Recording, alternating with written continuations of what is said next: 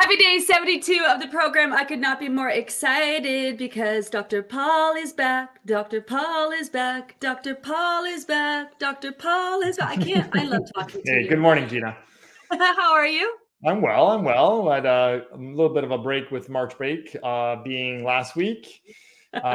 Also good that the kids are back at school too. There's pros and cons, but in all honesty, I enjoyed my time. Dude, let's talk about that because we had March break off the heels of that time change. Like how stressful is that for people? You know, the time change plus March break with your kids, and when you're stressed like that, how long should you give your body grace to kind of calm down from stress? Yeah, that's a great segue.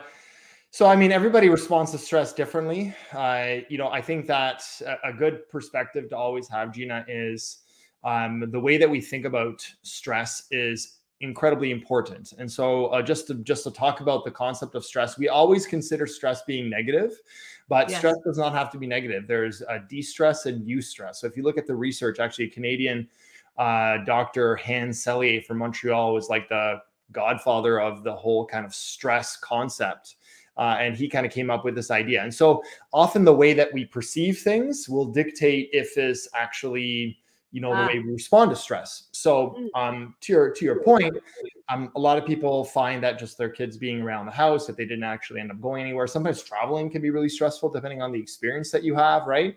So I think you need to give yourself grace. And also when things are stressful for you, that's the time when people often start sacrificing the things that actually are going to counterbalance that stress. So for example, when I'm stressed, I don't sleep as well. I stay up later because I want to feel better. I'm binging that TV, or I'm like cutting my workout, or I can't tell you how many times I've heard people come in, they're on the program, they see me as a patient, and they're like, I just had such a stressful couple of weeks and I just fell off the program and I couldn't get back on it. And I know that happens, but I guess my always push back to that patient is like, okay, so the program's challenging you to be more mindful. This is a time that you can also be more mindful. It's like, do you really need to fall off at that time? Or maybe the level up for a lot of people is that's the time I lean into the stress and say, okay, now I have to be more conscious of putting in more things that are positive, that are going to counterbalance that stress. I know it's so counter to all our feelings, Gina, that we want to do the path of least resistance, but that is a really, really key obstacle that if you can master that, that's like the next level of mindfulness, I think, for a lot of people that are trying to level up. Yeah, it's when shit's hitting the fan and life is stressful that you want to dig in even more and do more of the things that you can do to help your body manage it and recognize that you're stressed. I was listening to a Mel Robbins podcast yesterday, and she was talking about how procrastination is a direct result of stress. When you are stressed, you tend to procrastinate, therefore not do the things that you need to do. So do you have tips for that? Like, how do you deal? So I would say that number one is you have to fiercely protect a couple things in your life. One of them is your sleep routine. And so if you are going to, they get on vacation, you might kind of like stay up later, you kind of binge watch that extra show.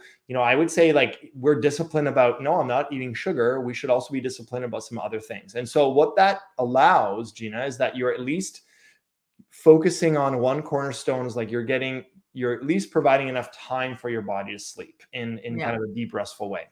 And the benefits of that are just going to ripple throughout the rest of your metabolism in your body. And then that also allows you to have a little bit of extra time, even during those stressful periods, that if you can get up a little bit earlier than normal. Obviously, if you're going to bed late, you're going to want to sleep and hit that alarm clock 2 or 3 times.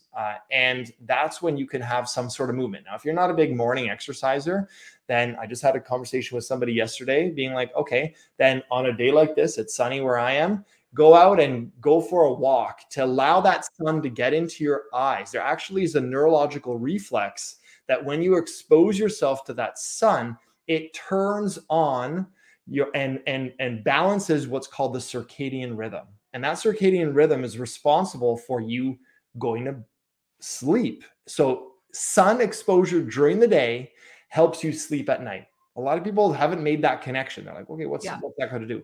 And just think about it. A day on the beach, if you're on vacation, you're getting exposure to the sun. Usually you sleep really, really well. Now there's less stress component to it potentially as well. But there's tons of research showing that that's beneficial. So something like that is such a good, easy way of starting your day right. If you start your day frazzled, the rest of your day is going to be frazzled. So for me, to answer your question, I like to get up.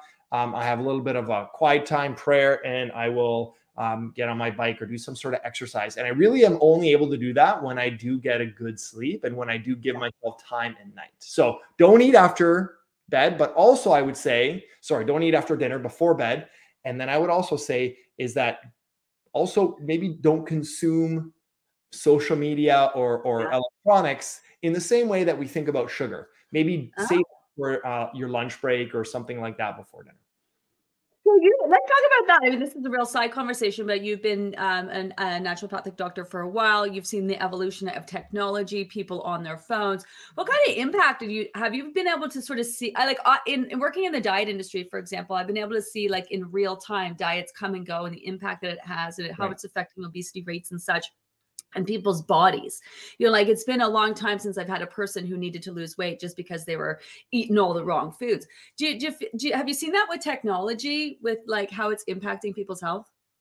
Yeah, I mean, there's so many ways we can go with this. Like, I'll give you an example. There was two examples, one about sleep and one about food. So first of all, about sleep, there was a recent article, I believe it was in Science. I don't have the link exactly on me right now, but it was talking about how there's an increase of breast cancer and melanoma on the left side. And they were looking at, why is this the case in the Western world? And they actually, researchers thought that they had an idea that they thought this might actually be to do with the way that we sleep. Most people will sleep on the right side. And then there's this, if you sleep on a metal bed, most people sleep on coils, for example. These are metal things that actually conduct electricity. So to your point about technology, is that all these like electromagnetic waves that we were bathed with for years and years and years, that researchers are now starting to think, could there be a connection? And you can look at this from light pollution. There's lots of research showing that the more light we're exposed to, like for example, in urban centers, if we don't use blackout blinds, we sleep with night lights, we sleep with the TV on sometimes. These are all things that deplete our melatonin, that don't allow natural melatonin to be produced, right? You need that darkness. You need sun during the day. You need natural light during the day. You need total darkness at night. And a lot of times that is being sabotaged by a lot of things externally. So these are all technology things, really basic technology, radio waves, light, that could potentially have an impact on your health. And then I would say on the dietary front, just think about the last time that you eaten. What I love about the program is that you are asking people to be mindful about how they're eating, what's their state of eating. But a lot of times people will be using technology while they're maybe scrolling on their phone while they're eating, or they're watching a show on TV. That is telling your brain, hey, focus, action, I'm getting involved here. And it's actually decreasing the connection to your gut. That is the parasympathetic nervous system. That is what we want to be upregulated, so you're able to properly digest food. So those are two examples, very kind of like everyday type of examples that have a role to play on directly relating to our health, our digestion, our breakdown of foods, and our sleep, Gina. So I think I've seen a big, but very kind of like insidious, meaning like in small little way kind of connection. Yeah, I mean, that's really interesting because we talk about the 4 questions, getting in tune with your portion sizes, right? How you're feeling and your hunger levels and whatnot. And, we could be having people who are like, I'm having a hard time getting in tune, asking those 4 questions. Meanwhile, they're on their phone scrolling while they're trying to have their lunch. I know, Tony, we're horrible for this, eh? Tony and I eat our lunch, scroll on our phones all the time. Okay, I just, I wanted to ask you that because I think sometimes we need to broaden how we're, approaching this and understanding how all the things affect our health and wellness. And when people are struggling with sleep, it might not have anything to do with stress and more to do with the fact that they're on their phone or the lights that they're using, or, you know, there's so much to it, right? Which is, I love your conversation. Let's get into some nitty gritty stuff. Let's talk about, so people have been taking supplements for a while, the basic supplements, you know, omega-3, vitamin D, magnesium, and whatnot are basics. How would people know if they're working at this point? So obviously if their scale is moving and they're feeling amazing, but how would they know if they're not working, and should people switch them up, and should people take a break from them? Yeah, I think this is a really important question that we get a lot. I know that I get asked this a lot. And so I'm glad you asked this. And there is not a very clear answer, Gina. You know, I think it's very personalized. And I think for some of the supplements we've kind of already shared with all the members, that you're not going to know necessarily that your omega-3s are working for you unless you have a tremendous amount of inflammation or joint pain that you actually can maybe notice a difference. Most doses of general omega-3s are for cardiovascular prevention. How can you feel prevention? It's like, you know, it's if you haven't had it, for example, if you haven't had a heart attack, then you've been prevented, right? So there are certain things that from a you know, you take, for example, MagCalm and you sleep better. They're very clear cause and effect. So I would say in general, to answer your question, if you feel like, just do a quick scan of your systems. How am I sleeping? How am I pooping? How's my energy levels? If those, the three kind of major systems are happening, and that you're feeling good on those front, then probably, you know, that's a good good indicator that the supplements that the foundational supplements you're taking are probably working, because that's really, you know, B vitamins will help with energy, your magnesium will help with sleep, probiotics will help with digestive function. Again, if those things are checked, it's pretty safe to say that they're good. And so now, how long do I take them for? The duration of the program, in my opinion. Finish them off. Finish the program strong. I know you're kind of coming into kind of the tail end of it here. I really encourage everyone to, this is the time where we don't want to fall off and let the last month just be a wasted month. And then at the end of the program, at that point, let maybe the foundational supplements run out, Gina, and then maybe reevaluate that after a break of a month after the use, if you start the spring program. So, I mean, I think it's reasonable, if you're kind of going to do the spring program, take the time between the programs, take them off from the supplements and just see if you notice a big difference. Because sometimes, you know, you won't know the difference of a supplement until you actually stop it. And then you'll know the difference. I actually see that more often than people would actually think. Okay. Are there any other supplements that you're like, gee, I wish Gina would recommend this, that's going to help people on their weight loss journey, or just basic health and wellness? Like, do you have any that are your favorites? I'm a big advocate of personalized nutrition, personalized medicine. And so I think that you've done a great job. The program's done a great job of covering all the bases that I'd want to have covered. Everything after that is like, I want to give you a specific type of adaptogen that helps with, you know, energy levels, or people that have low blood pressure. So there are a number of things. I'm a big fan of adaptogenic and medicinal mushrooms, like, for example, cordycepsis and lion's mane. These are things that are over and above the adrenal recommendation that you make it. But there are products out there that are adrenal in nature and adrenal in function. They have adaptogenic qualities that do contain mushrooms. There's lots of them. And so you might be taking one if you're not taking the one that I think you recommend, which is all herbal. It's not mushrooms. So that's one that I do like, and I usually use it in times of change of season. So the fall and the spring, traditionally naturopathic doctors have always recommended we should be mindful of the changes of our season, because that's when, you know, you said the time shift happens. We usually have a change in temperature. It's getting a little bit warmer right now. In the fall, it's getting cooler, exposed to colder temperatures. People get sick more often. That's where you want to take these more adaptogenic and immune modulating mushrooms, immune balancing mushrooms. So I think that those times right now and in the fall are great times to kind of focus in on those, the adaptogens. I have immune boosters on. I feel like my kids are sick. They're home sick today. They got some stomach flu. I feel like people are getting sick left, right, and center. I don't know that this is like a after effect of the pandemic. I don't know what it is, but what would you suggest then for immune boosters? Yeah. So number one, the foundations, vitamin D, got to have that. That's absolutely a foundational. Number two, probiotics. There are some specific, like what's really neat now, Gina, is there's some specific strains of probiotics for specific things. For example, there is some strains that have been studied to decrease the incidence of the common cold. And so you can actually look at your local health food store, talk to your naturopathic doctor or your healthcare provider that knows supplements and say, hey, is there a probiotic type? Like, this is a great little thing that if people are wondering, okay, how do I level up my supplements? Maybe I need to have them reviewed, or maybe I should just not just take the general ones, but maybe I should have a bit more of a conversation with some expert in this field to say, okay, now I'm looking for immune support. Maybe I need to change up my probiotic for the time when I usually get sick, which is always kind of this time, which is common, or sometime in November in the fall.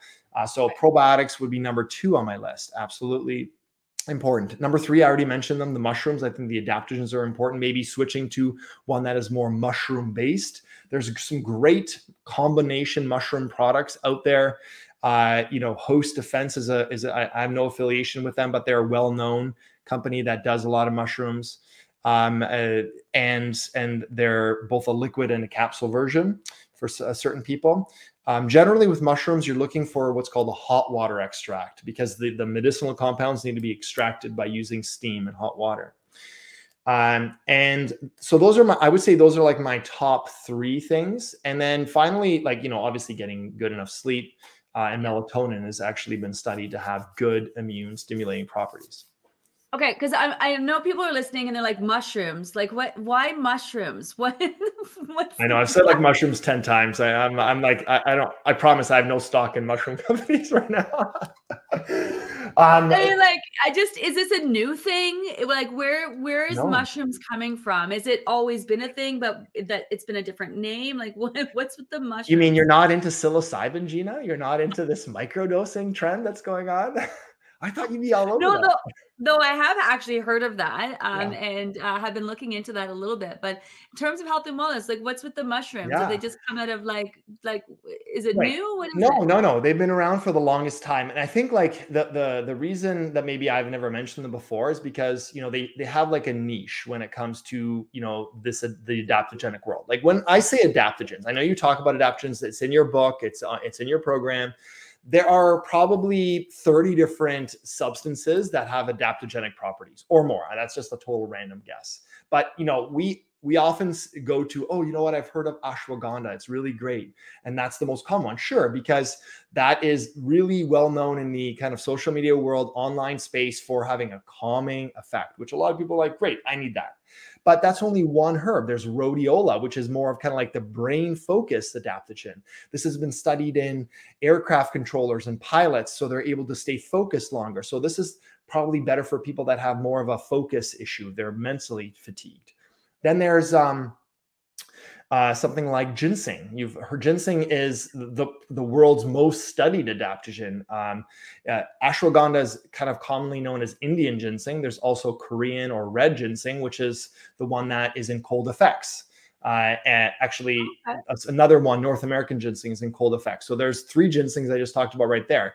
Ginseng is more for kind of like immune and also energy. So there's this immune benefit and then also like physical energy. Rhodiola is brain energy. Ashwagandha is kind of like calming, wired and tired. So you can see how the research elucidates all these different nuances. And so here comes the mushrooms. So I talked about all these herbs, but this whole world of mushrooms that have been used for thousands of years in the Asian medicine pharmacopoeia, things like reishi, shiitake, maitake, lion's mane, all these funky mushrooms that people are putting in their coffee. You probably seen these things they rip apart and they have the organic coffee mixed with these mushroom boosters. There's lots of research on these mushrooms for immune balancing effects, Gina. And that's why, we just haven't talked about it because there's so many.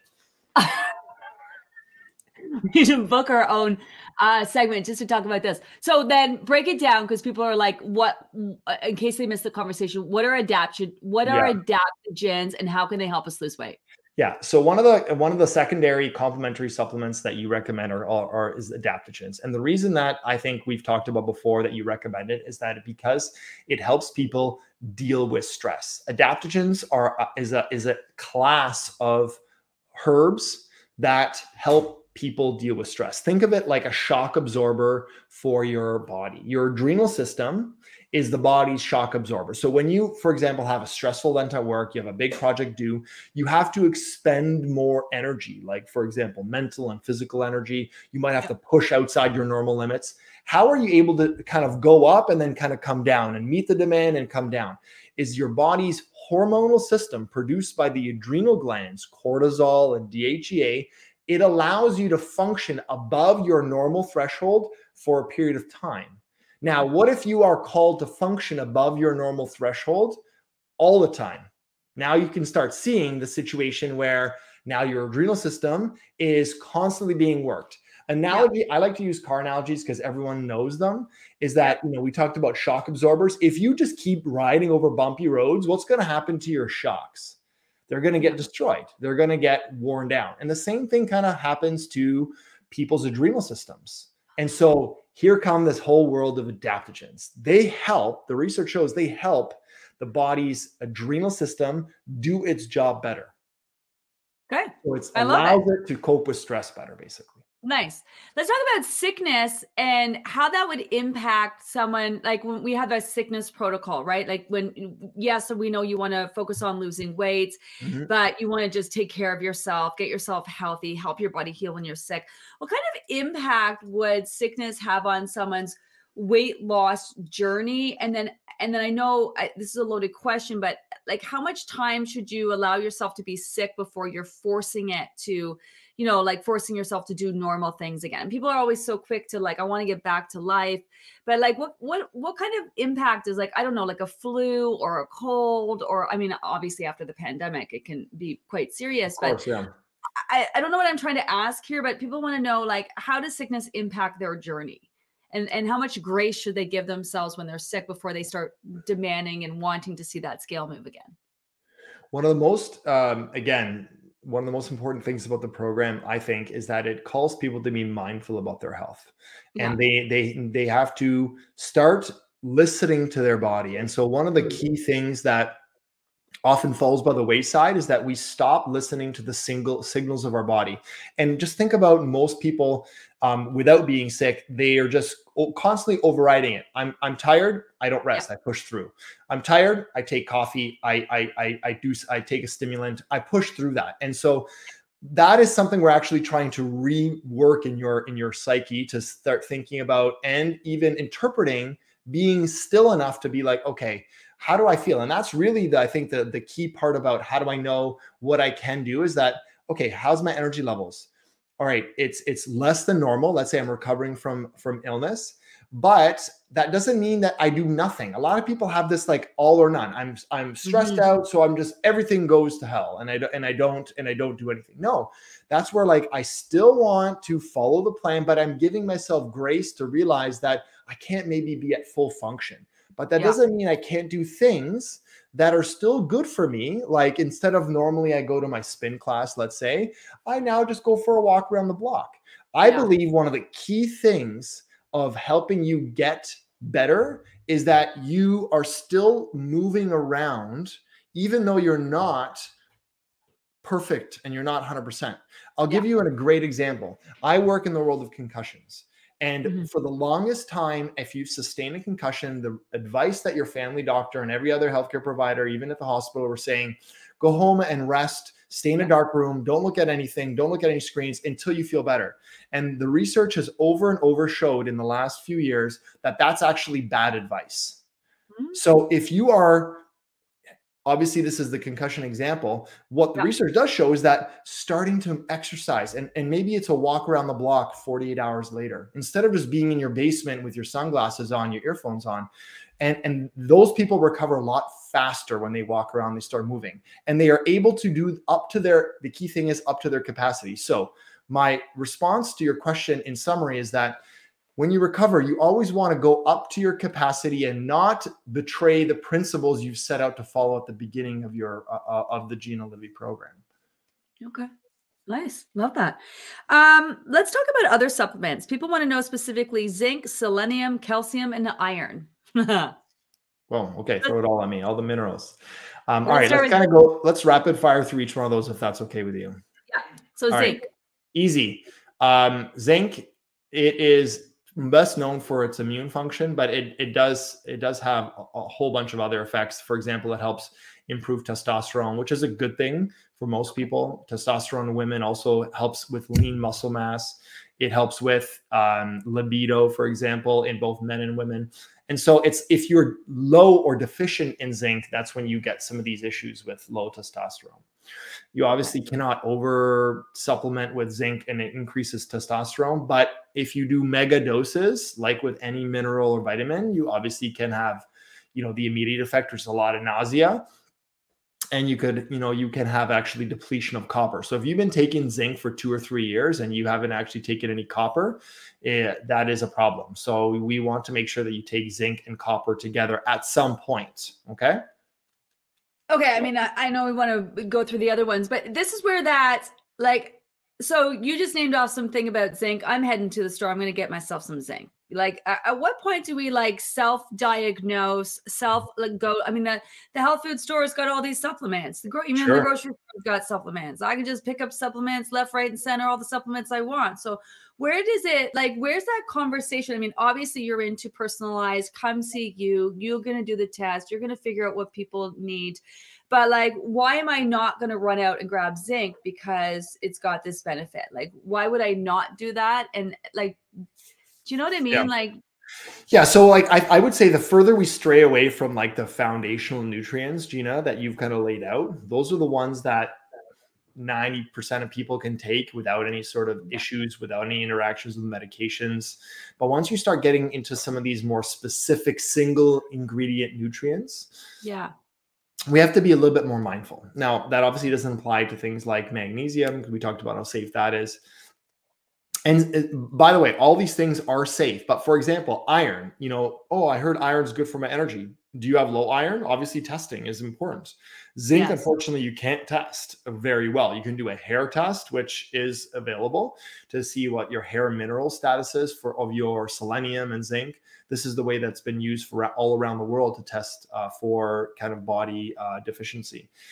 So I would discourage people from running off to grab everything that we've just talked about, because you do want that degree of personalization. If you have any medications that you're on, if you're sensitive to supplements, if you're already feel like you're supplemented out, don't have to add another one. But maybe after our conversation today, you can maybe jot down a couple of what we're going to be talking, a couple of things, and maybe just talk to your healthcare provider about that, or maybe just implement 1 or 2 things.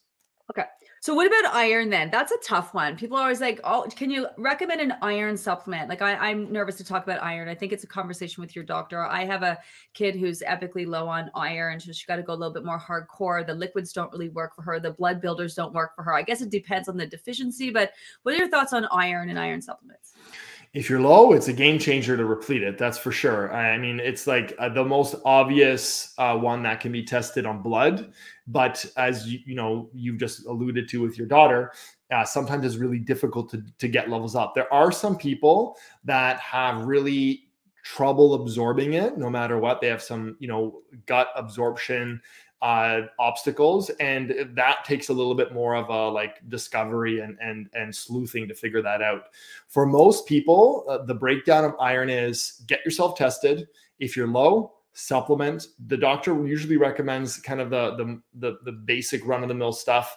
Generally, iron is pretty constipating, generally can cause some digestive upset. There are some better forms that, like, for example, any sort of like iron combined with like, an amino acid like iron glycinate, for example. You've heard of magnesium glycinate, so probably iron glycinate is a one that would be more familiar to people. And then there is the, as you said, blood builders, which is actually like heme iron, which is actually blood. And there's a pharmaceutical version of that. There's also a more natural version of that. A lot of the pharmaceutical ones just have things like gluten and binders and colors, and that's like the reason people want to avoid them. But they do work for raising levels. And they are generally more expensive, these blood builders. And then finally, there's like the vegetarian liquid ones. Floridex is a common one, and you just have to take a whole bunch more of that. Yeah. It works. I've seen it work. So all forms work. You have to find one that is more tolerant. If you find that you don't tolerate it well, then maybe explore some of these other liquid or more better tolerated versions. There's probably, again, 15 different types of iron fumarate, iron gluconate, iron pyrophosphate. Like there's a ton. So you have to kind of, I can't go through each one of them. You have to kind of like figure out that with your provider. And I would say, finally, if you are struggling with low chronic iron, and I'm like, you're thinking, listening to me here, you're like, I've tried supplementation, it's not working. Well, that's where you need to seek out help. That's an important mineral. You can't think properly. You can't have enough energy. Your thyroid's not working well. Your hormones are not going to be working well. You're going to be exhausted.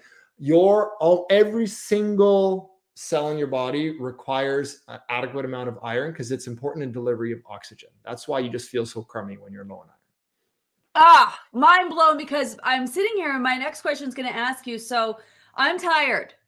Like, how do you know when your level of tired is just like, it's like, how do I know when I'm just tired because I was up watching, because I'm not going to bed, I'm having some wine, I'm stressed out, it's dark. It's just like, how do you know when you're tired is not normal tired? And then when people come, I love the loaded questions. When people come see you, what would you say is like the typical reason they're tired? Is it iron? Is it their adrenals? Is it like stress? Like what, if you were to like pick one thing that most people come to you and that's the reason why they're tired, what would that be? I know that you're probably like, yeah, no, that's a good question. The top 3 reasons are thyroid, not in no particular order, iron deficiency and adrenal dysfunction. Those are the 3 things. So, and they all kind of present slightly differently. So like I said before, with the iron, that's usually one that your family doctor is pretty good at. Like generally speaking, they'll test that. There's a full iron panel you can do that sometimes is missed by your doctor.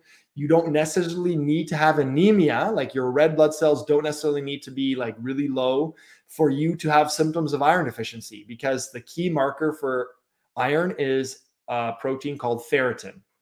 And when your ferritin is low, below 40, then you could have symptoms of iron. And that could be fatigue, that can be hair falling out, that can be paleness. Those are the most common ones. And it's like, I'm fatigued no matter what. Sometimes a way to determining is if you get a good night's sleep and you're like, okay, I feel better on that day. That's a key sign that it's probably not iron. That's probably like an adrenal stress issue. If you're like, I could sleep for 12 hours and I'm exhausted when I wake up, that's either sleep apnea or iron issues, or something that's affecting every cell in your body. That is where you start to be looking at it, doing some exploration. And then, for the adrenal one, that, you do kind of need testing. But, Gina, if there was one area that I think, unfortunately, conventional medicine really falls through, is they don't understand and treat the adrenal system well at all. They actually ignore it totally. They're kind of like, unless you have something called Addison's disease, which is like total failure of the adrenal glands, like you have to be hospitalized. They're like, no, you're fine. You're just stressed. But they don't do anything about it. And when you just chalk it up to, I'm just stressed, and you don't name the system that's affected, like, for example, thyroid. In this case, I'm talking about the adrenal system, the HPA axis, the brain connected to the adrenals, hypothalamus, pituitary, adrenal axis. This is the hormonal pathway. And the reason I bring up HPA axis is because your family doctor may actually know about that. But if you say adrenal fatigue, they might say, wow, you're reading all those quacky websites, aren't you?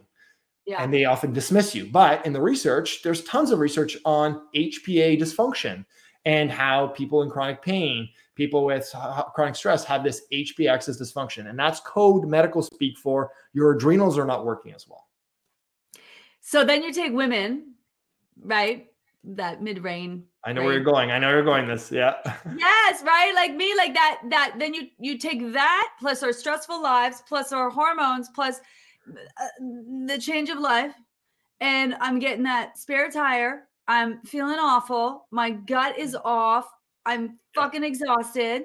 So this is a recipe for like what a lot of women are dealing with and what is making it harder for them to lose weight.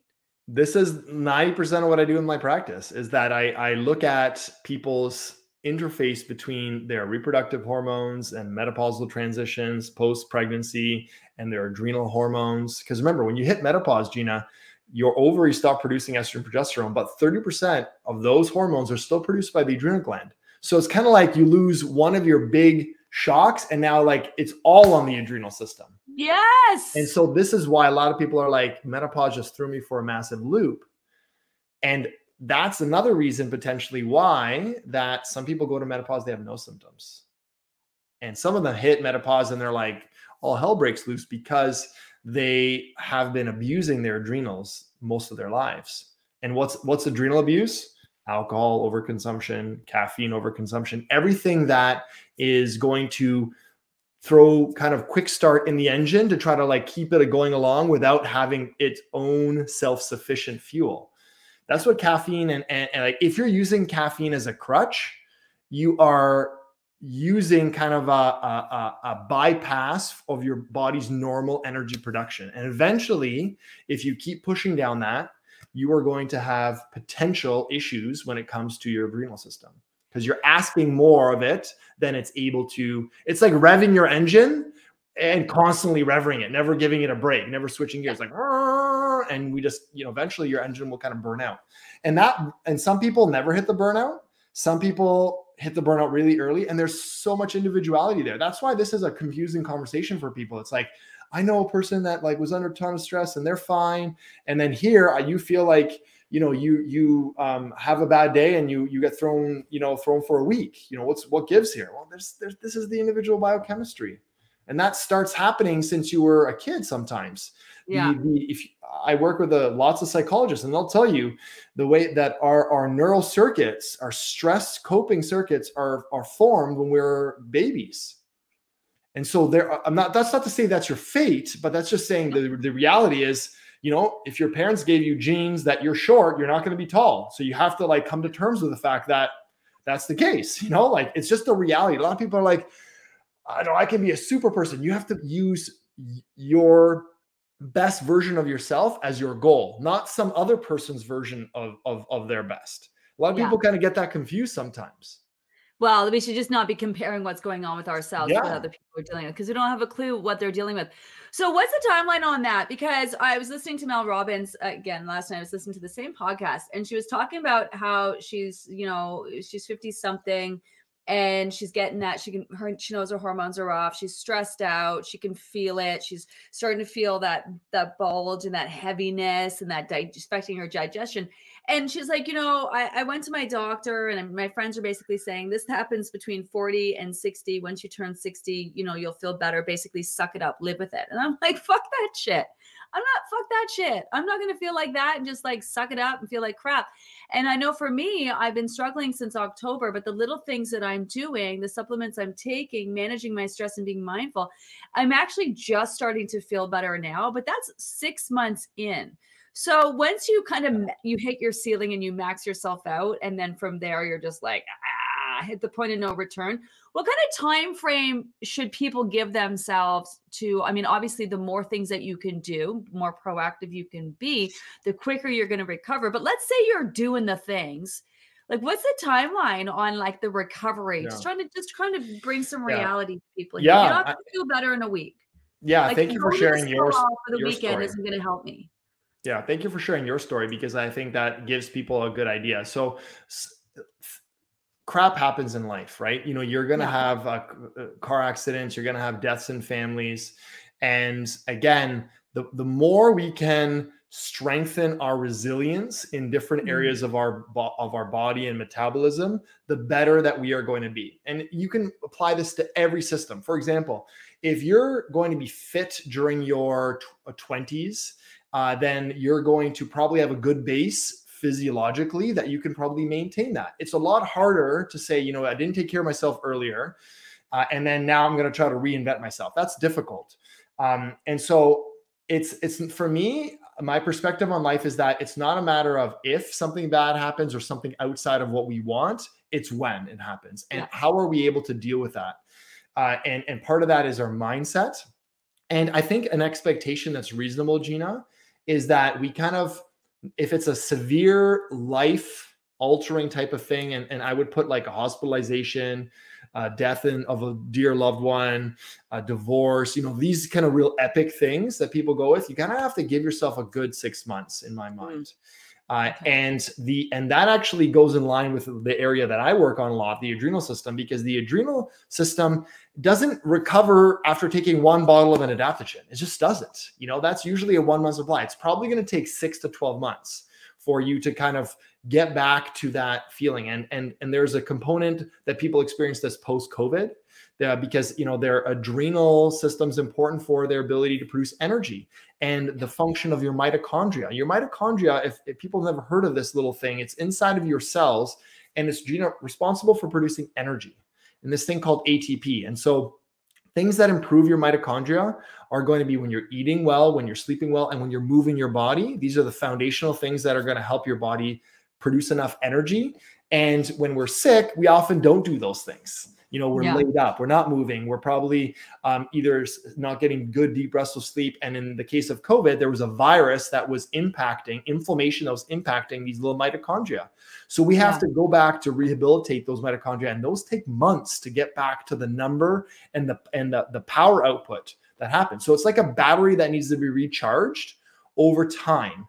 And your battery, your adrenal system, your body's mitochondria, that battery is a slow trickle charge. It's not something that you just iPhone plug in. And think about it this way. If you have a stressful event, you need to have more input, more positive input in your life than negative. A lot of people have a stressful event, and then they're like, I'm just going to go back to my normal life. And your normal life is usually in balance. I have withdrawals, stressors, and I have benefits. And most of the time, we actually might be running a bit of a deficit where we actually go back to our stressful life. No, we actually have to go back and be like, I need my positive stuff to outweigh the negative stuff. Or another way to put it, I need my recovery to outweigh my output. And that is going to recharge my battery. Well, and this is where I love the program. I'm trying to give people perspective on how much pressure they're putting on themselves when they're coming in with their bodies just broken down, stressed out, dealing with stress. A lot of people are like, oh man, this group, for example, just shit hit the fan in my life. But it's like showing up each day and doing all the things that you can do are going to also help your body create that resilience, to help your body be able to repair and rebuild and regenerate, rejuvenate, and focus on keeping you as healthy as possible. But this is why sometimes, as much as you want that scale to move and you want your body to focus on that, it's just trying to get you to just function and survive throughout the day. But the little things that you do are going to add up and make a big difference. Okay, I want to go back to the zinc, selenium, calcium, iron conversation. Let's do some rapid fire stuff because we got a lot to go through. Selenium, how do you feel about selenium? Yeah, very important for your body's production of something called glutathione. So again, it helps with immunity. It has been studied with a number of specific situations, like, for example, people that have autoimmune thyroid issues like Hashimoto's. Has to do with, again, protecting your body through this thing called glutathione. It's naturally found in Brazil nuts. Some people are sensitive to Brazil nuts, so you can then supplement. But that's really the only natural source that you can replace. Like 3 Brazil nuts is like the equivalent of a pill of selenium. Okay. Calcium. Obviously important for your bones, often kind of overemphasized without giving the proper credence to magnesium, vitamin D, and K. Those 4 things work together for bone health. The type of calcium is really important. Most calcium, like the typical Caltrex that doctors recommend, is calcium carbonate, generally cheap and not well absorbed. But I think there's a good balance to have between magnesium and calcium if you have bone issues or you're trying to prevent that, maybe a family history of osteoporosis or osteopenia.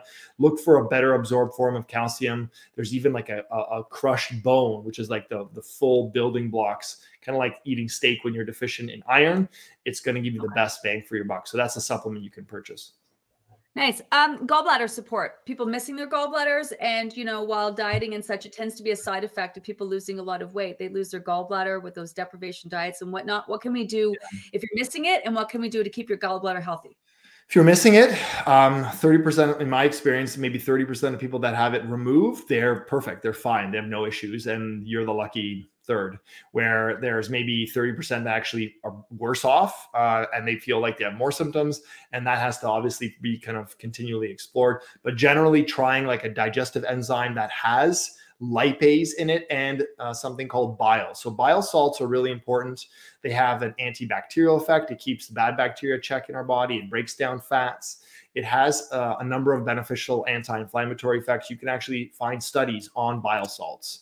And there are certain digestive enzyme formulations that will have bile salts in it. So if you're missing a gallbladder, make sure it has adequate amount of lipase and bile salts in it. Okay. And for keeping your gallbladder healthy, do we need to worry about that? No, I mean, it's like kind of like saying, do I want to keep my liver healthy? Like if you have no issues, you don't have fatty liver, I think the eating your medicine, like eating good quality fruits and vegetables, are the best thing you can do for your liver.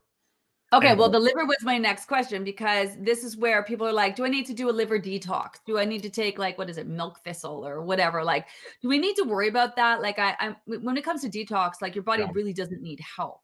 It can definitely use some support, and especially if your body's deficient. But do we need to do like liver detoxes and cleanses in general? How do you feel about this? Well, I mean, I think that like, so it's kind of like the same concept of saying that, why do I need to like take any supplements? I can just get it all through diet. Well, I mean, there are lots of things in life that kind of put more stress on your liver and put more stress on your body.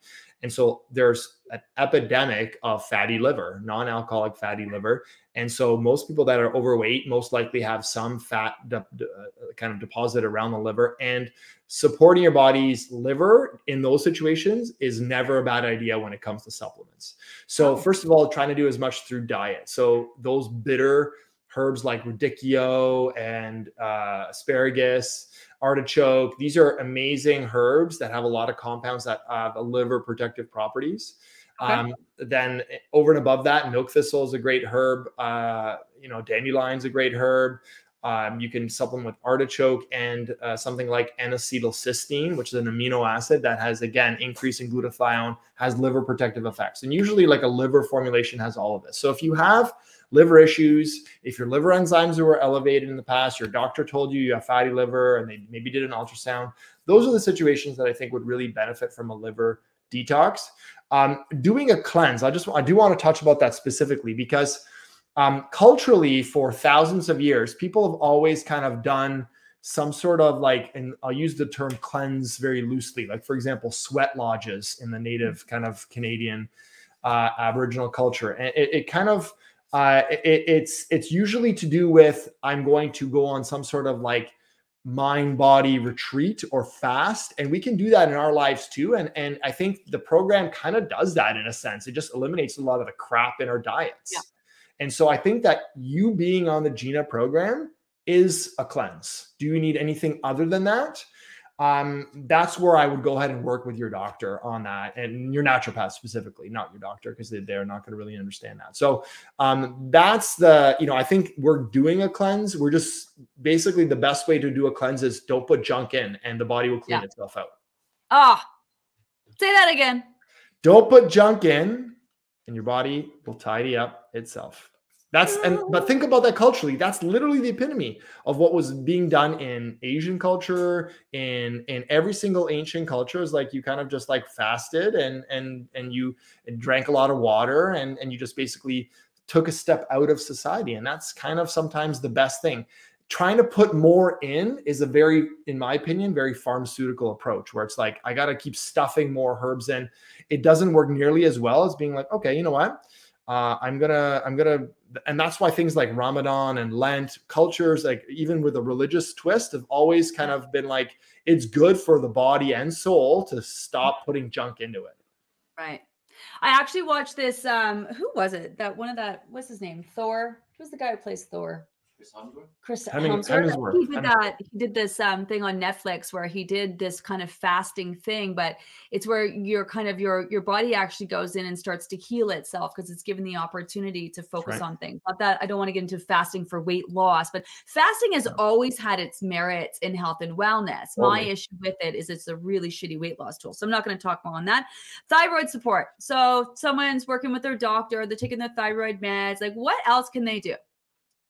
Well, I mean, the first thing is follow the plan. And additionally, I would probably say gluten is just a big offender for your thyroid. In my experience, gluten has a lot of what's called cross-reactivity. So like, for example, the immune system sees the gluten protein, reacts to it.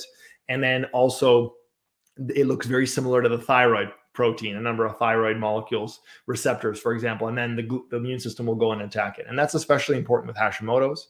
We already mentioned things like selenium, really important there. Trace minerals. The thyroid is super sensitive to trace minerals. One simple thing is like exposure of excess things. Like, for example, things like mercury and chlorine, like things that we're just bathing ourselves in all the time. So mercury comes mainly from fish. If you have thyroid issues, I really think that understanding your minerals, both toxic minerals, this is where you can get help with your doctor, your naturopath. And then, you know, something as simple as putting like a shower filter on your shower that stops, just like cleanses out some of the chlorine. Chlorine kind of like binds into the same receptor as iodine. Iodine is really important. I don't recommend high dose iodine supplementation. That has some negative detrimental impacts, but I am a fan of like sea vegetables like nori and kelp. These are good, like tons of, it's like a vegetable, but rich in iodine and rich in a lot of these trace minerals. It's one of the reasons scientists think that Japanese have a lot less, a lot less chronic health issues and happen to kind of like live longer, is because of the exposure of this natural iodine rich thing. So like, I think things like seaweed are good for your thyroid.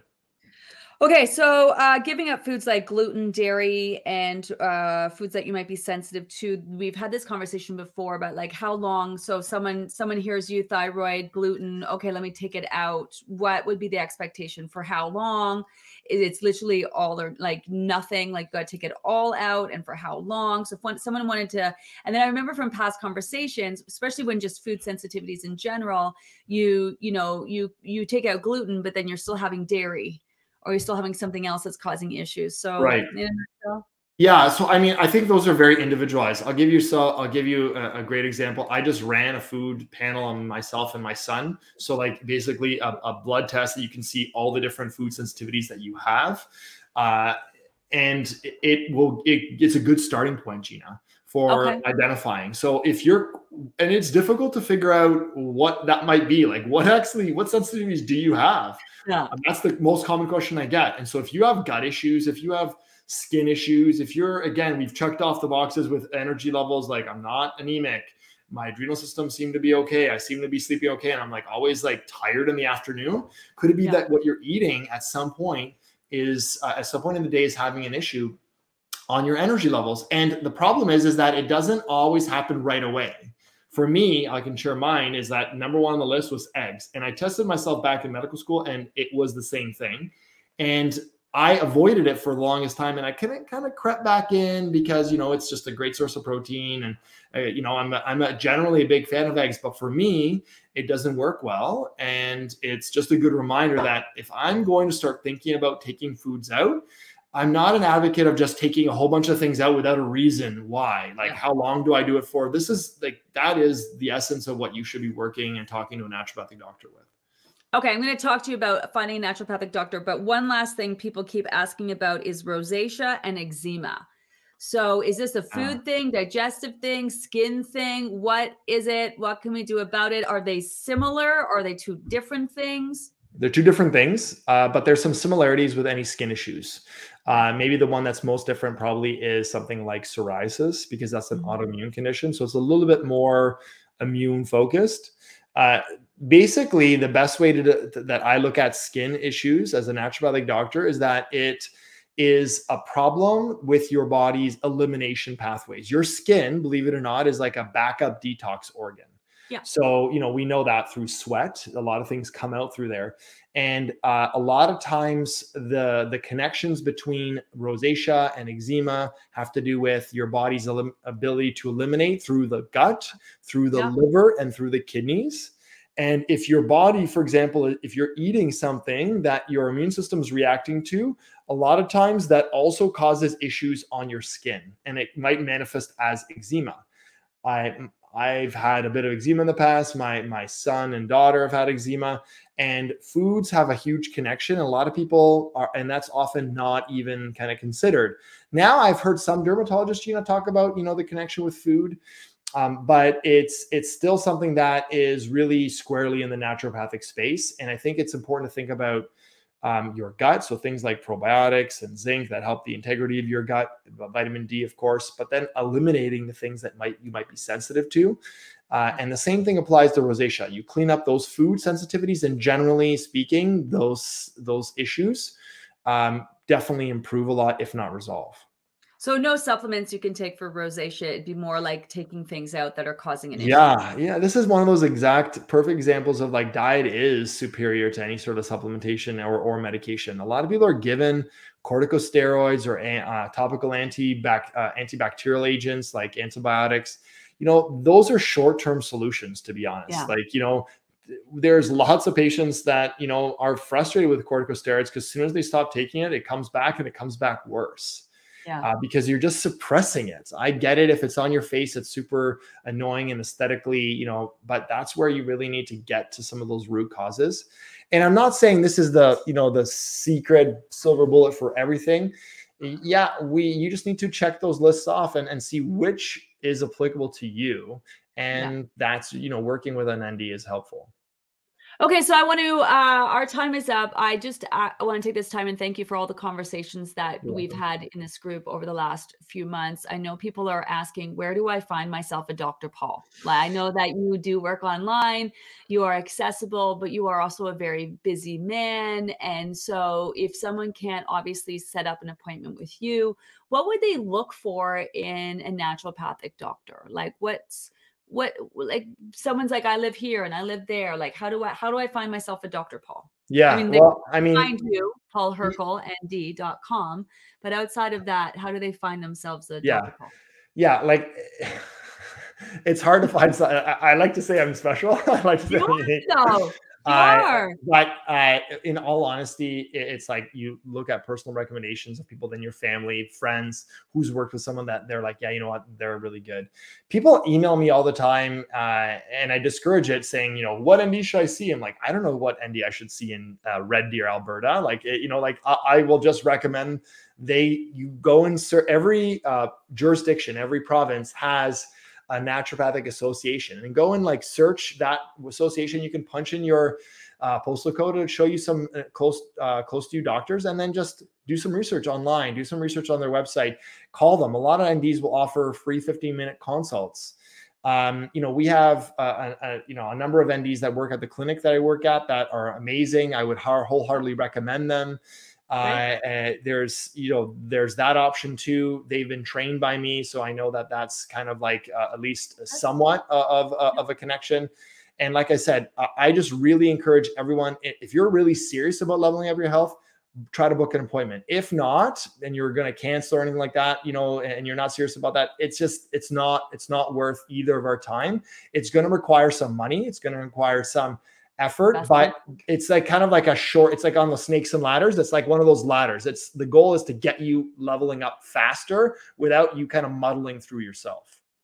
Maybe it's not like finding it, like this question is deeper than that, because you're amazing, you're caring, you're obviously really good at what you do. Thank you. I think it's one of those, like, if I walk in, how do I know my ND is not the right person for me? Maybe that's the question. So I find one, I meet with them, and then they want me to do all these tests, and I'm just like, I don't know. And like, how do you know they're not the right one?